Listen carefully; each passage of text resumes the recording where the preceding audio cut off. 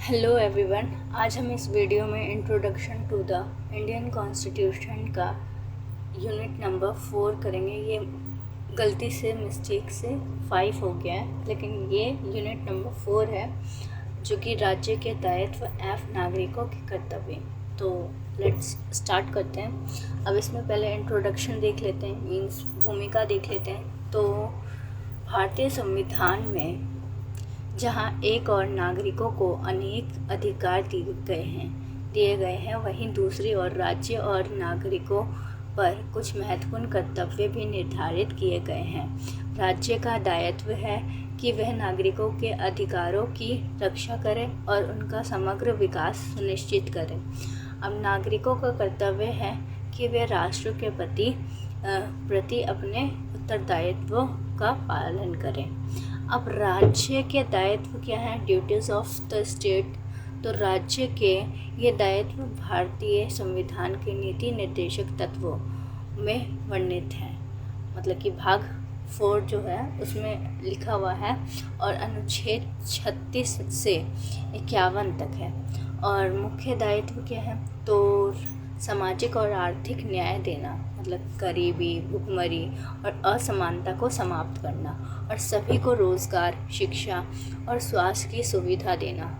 लोक कल्याणकारी राज्य की स्थापना। तो राज्य को जनहित में नीतियाँ बनानी चाहिए, कमज़ोर वर्गों की रक्षा करनी चाहिए। और थर्ड पॉइंट है मूलभूत आवश्यकताओं की पूर्ति, मतलब कि जैसे कि शिक्षा हो गया, भोजन हो गया, वस्त्र हो गया, आवास, स्वास्थ्य और स्वस्थ जल की व्यवस्था। महिलाओं और बच्चों की रक्षा, बाल श्रम निषेध है, और महिला सशक्तिकरण, सुरक्षित मातृत्व सुविधाएं। अब 5वां है पर्यावरण और प्राकृतिक संसाधनों की सुरक्षा। अब पर्यावरण प्रदूषण को रोकने की जिम्मेदारी है, और वन और जीव जंतु का संरक्षण। न्यायपूर्ण शासन प्रणाली सुनिश्चित करना है, भ्रष्टाचार मुक्त प्रशासन, पारदर्शिता और जवाबदेही। अब 7वां है अंतर्राष्ट्रीय शांति का समर्थन।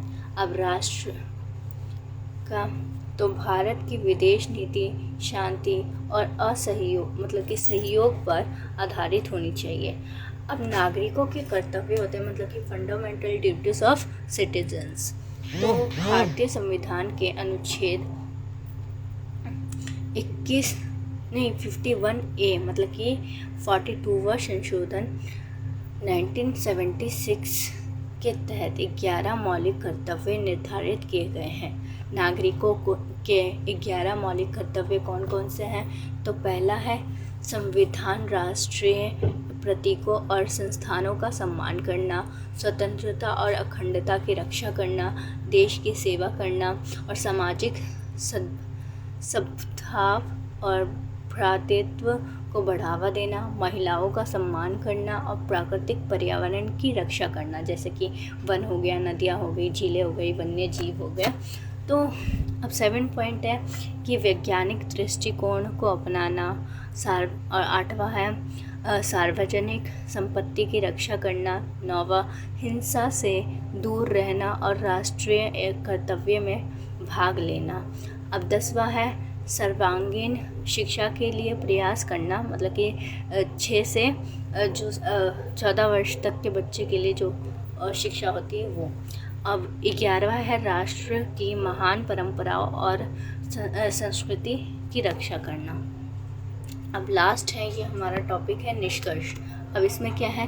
तो राज्य और नागरिक एक दूसरे के पूरक हैं, और राज्य का दायित्व है न्याय, सुरक्षा और विकास सुनिश्चित करना, जबकि नागरिकों का कर्तव्य है कि वे राष्ट्र निर्माण में सक्रिय रूप से भाग लें। जब राज्य और नागरिक अपने अपने कर्तव्यों का पालन करते हैं, तभी एक आदर्श और सशक्त राष्ट्र का निर्माण संभव होता है। Thank you so much. ये जो यूनिट है ये यहीं पे ख़त्म होता है, और अगर ये आपको अच्छी लगी तो आप अपने फ्रेंडों को शेयर कर सकते हैं, ताकि वो भी अपनी एग्ज़ाम